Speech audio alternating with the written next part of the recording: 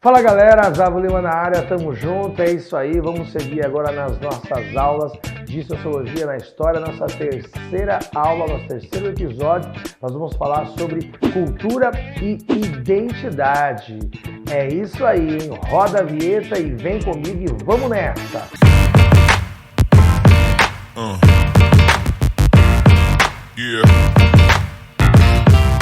Bom pessoal, seguindo as nossas sequências de aulas aqui de Sociologia na História, essa nova playlist do canal História Vida. Hoje nós vamos discutir aí, uma primeira temática importante da Sociologia, principalmente no que se refere a tudo aquilo que se relaciona ao mundo, cultural e também no mundo da identidade. Então quando você pensa aí, pessoal, que a cultura ela está em vários aspectos do nosso viver, E isso mostra o como que a cultura ela faz parte da nossa sociedade. É isso aí, cultura e identidade. Mas atenção, pessoal, não é só pensar só em cultura como sinônimo de arte ou de tradição, beleza? Cultura é muito mais que isso. Cultura é uma disputa simbólica, é poder, é resistência, é o modo como a sociedade molda e remolda nossas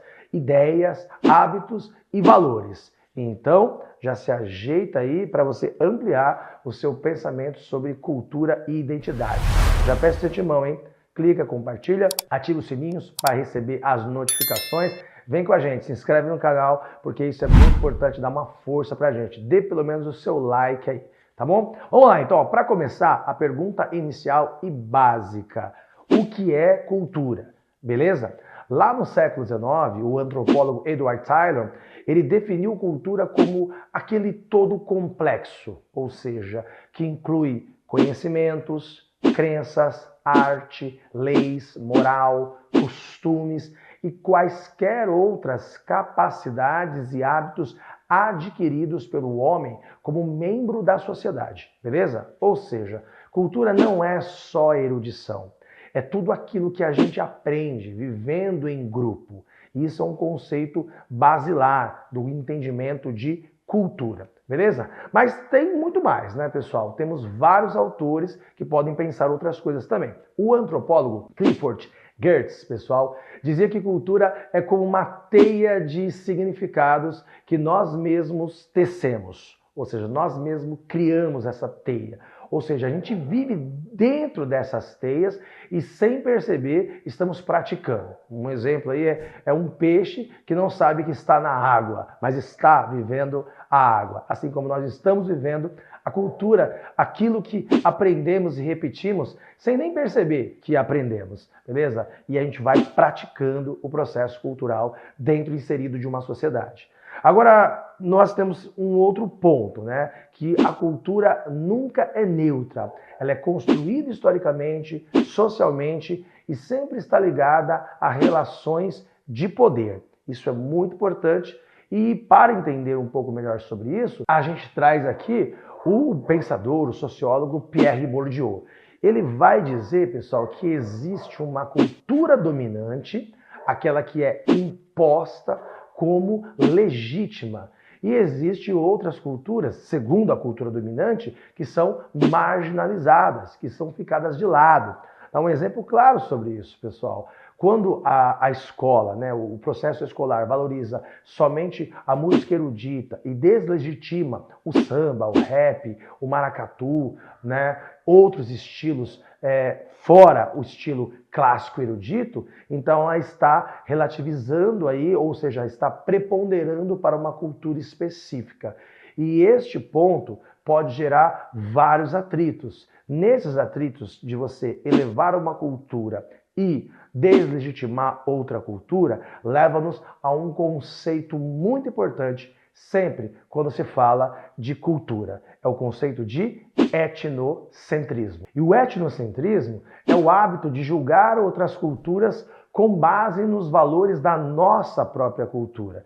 É olhar para o outro e dizer, isso é errado, isso é primitivo, isso é feio, só porque é diferente e não é a nossa cultura. tá? Isso não é novidade na história, aliás, tem aula completa aqui sobre neocolonialismo e imperialismo, que é baseado, né, no conceito de etnocentrismo e europeísmo, que no caso é o darwinismo social. Nós vimos isso também na aula passada, quando falamos sobre os fundadores do pensamento sociológico. E aí, obviamente, que o etnocentrismo promoveu muito, lá na história do século XIX, a dominação da Europa, né, sobre outros territórios, como África, Ásia, e a ideia da supremacia do pensamento branco sobre, obviamente, o pensamento amarelo ou asiático. E isso colocando a cultura negra e a cultura africana como pior ou deslegitimada num contexto geral. Beleza? Assim, então, pessoal, o etnocentrismo é muito ruim, beleza? Vou dar um exemplo aí, né? Além desse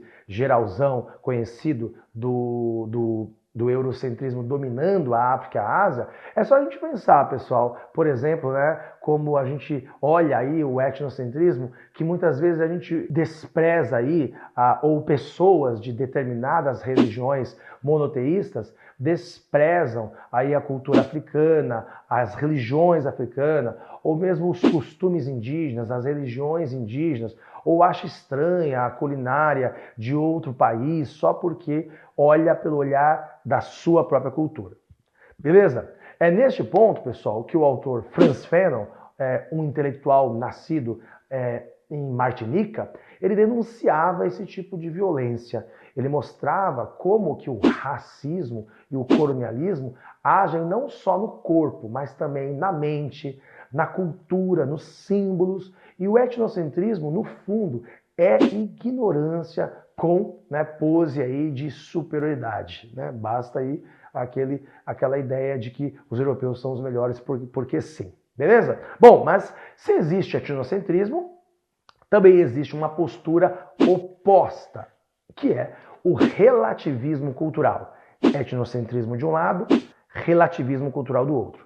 O relativismo cultural, pessoal, é a tentativa de compreender o outro a partir da lógica e dos valores da sua própria cultura, beleza? É entender que o que é certo para um povo pode não ser para o outro. E tudo bem, né? E aí a gente consegue analisar a cultura do outro por ela mesma, pelas características dela, e não na comparação com a nossa. Os antropólogos bem famosos para esse pensamento, pessoal, como Franz Boas e a Margaret Mead, eles mostraram que não existe um padrão único, né, de moral, de família, de religião ou de educação. Tá? Então vou dar um exemplo aqui. Né? Em algumas sociedades africanas, a nudez não é erotizada, por exemplo. Em muitas culturas asiáticas, o coletivo importa muito mais do que o indivíduo. E em várias comunidades indígenas, né, a educação não se dá pela punição, mas pela participação coletiva. E os filhos da aldeia são vistos como filhos da aldeia, de todos ali, todos participam desse processo educativo lá em algumas comunidades indígenas. Então é importante, hein? O relativismo não é passar pano para tudo, beleza? Não significa que tudo é aceitável, certo? Não dá para aceitar coisas que são erradas ou até criminosas, mas a gente deve buscar compreensão antes de julgamento e não praticar o etnocentrismo. Então, relativismo cultural é quando a gente entende a cultura do outro e, né, a palavra multiculturalismo entra nesse contexto, porque vamos olhar culturas diversas. Relativismo cultural. Tudo bem? Assim, nós podemos caminhar para, né, a identidade cultural. Isso mesmo, pessoal. Identidade é o conjunto de elementos que fazem você ser quem você é. Ou melhor, dizendo quem você se sente dentro de um grupo, de um espaço. Por isso, identidade cultural. Ela não é fixa, pronta ou natural, tá? Ela é construída, ela é relacional e muitas vezes contraditória, beleza? Não dá para dizer que identidade cultural é algo pronto, beleza? Stuart Hall dizia que a identidade é uma construção discursiva, ou seja, a gente se identifica com o que nos representa culturalmente, beleza? Já o sociólogo Zygmunt Bauman, ele vai além e diz que vivemos identidades líquidas, instáveis, que mudam com o tempo, o lugar e o grupo social, mostrando que a identidade não é algo fixo. Ela é modular, tudo bem? Quer um exemplo? Vou dar um exemplo aqui, ó. Pensa num jovem brasileiro, negro, periférico, que curte trap, que usa sua estética afro, manda gírias e defende pautas antirracistas. Então, essa identidade é uma afirmação política, é uma resistência simbólica, beleza? Ele está se afirmando, está se identificando culturalmente. Tá? E a coisa complica mais quando a globalização, pessoal, que aproxima as culturas, ela mistura práticas e gera aí novos conflitos e novas possibilidades. Tá? Então, na globalização, a identidade cultural às vezes acaba se perdendo pela homogeneização de culturas.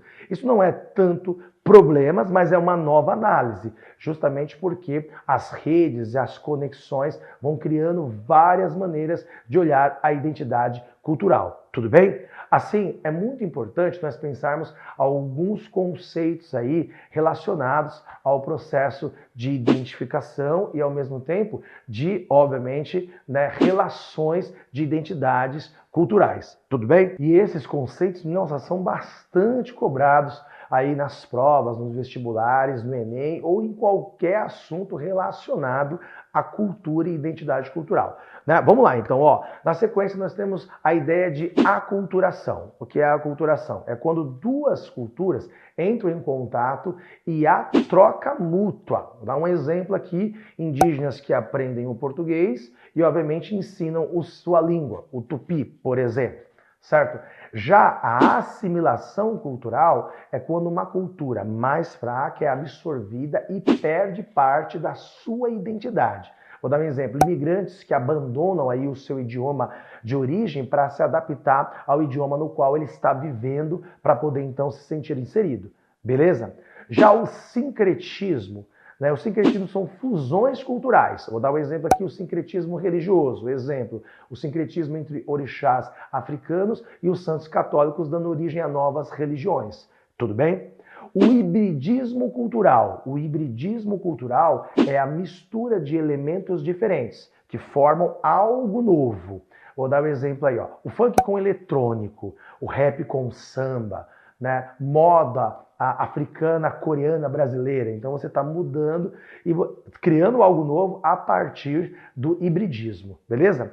A apropriação cultural é o uso de símbolos de uma cultura subordinada de forma descontextualizada e lucrativa, e sem o devido respeito. Aí não é muito legal, tá? Por exemplo, aqui, os turbantes afro usados aí como moda fashion por pessoas brancas sem nenhum tipo de relação com aquela história, com aquela cultura, beleza? Mas atenção, tá, pessoal? Temos também que chamar a atenção aqui, Nem toda mistura cultural é apropriação, tá? A diferença está no respeito, no contexto e na escuta. Nós temos que entender que podemos pegar partes de outras culturas, mas também temos que dar o respeito a elas, tá?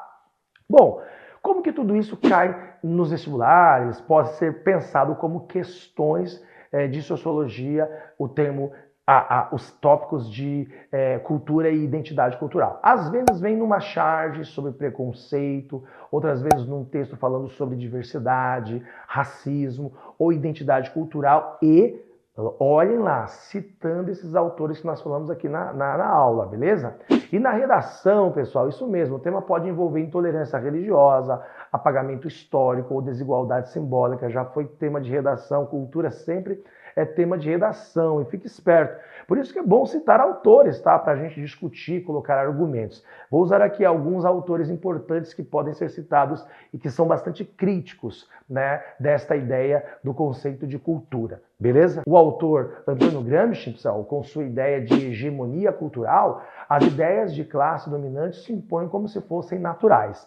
Isso é o Antônio Gramsci falando sobre a ideia de hegemonia cultural. Já o autor Pierre Bourdieu, ele traz o conceito de capital cultural, ou seja, quem domina a cultura legitima e domina a sociedade pela questão aí do domínio, o capital cultural, certo? Já o autor Fanon, pessoal, quando o assunto for racismo estrutural e desumanização cultural, vale a pena citá-lo porque ele está sempre presente aí, nessas discussões. E o autor Stuart Hall, para falar de identidade e mídia, ele está sempre aí atualizado nessas paradas. Então, vamos pensar aí uma crítica sociológica sobre o assunto e citando esses autores. O Antônio Gramsci, então, explica que a cultura dominante impõe seus valores de forma sutil, criando aí o consenso e mascarando as desigualdades, beleza? Então é o que se chamava de hegemonia cultural. Você começa a achar normal que só a literatura europeia seja cobrada no vestibular, que o saber popular seja deixado de lado, que a língua europeia ou anglo-americana é a principal e a melhor. Então, isso são os conceitos de hegemonia cultural de Antônio Gramsci, pessoal. Já o Pierre Bourdieu, ele chama essa atenção para contemplar a ideia de que se a escola, os livros e os meios de comunicação reproduzem essa dominação simbólica, então a ideia é o que se chama de violência simbólica, né? Quando você acha que samba não é cultura, mas a ópera é, e você foi condicionado a pensar que foi assim. Isso é uma violência simbólica, pessoal. Isso mostra aí a ideia do poder, né, do capital cultural. Tá certo? Então eu vou dar um exemplo aqui, né? Olha só, né? Segundo esses dois autores.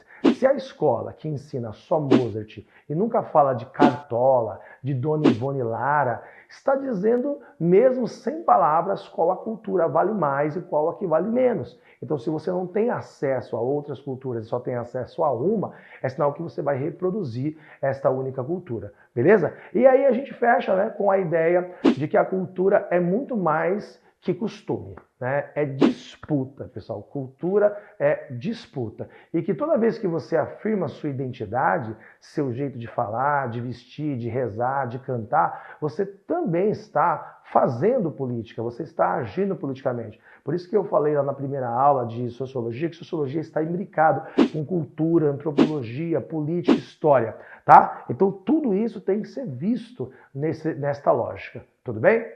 Então, ó, vamos pensar então e vamos fazer um fechamento. E aí o nosso fechamento é assim, ó.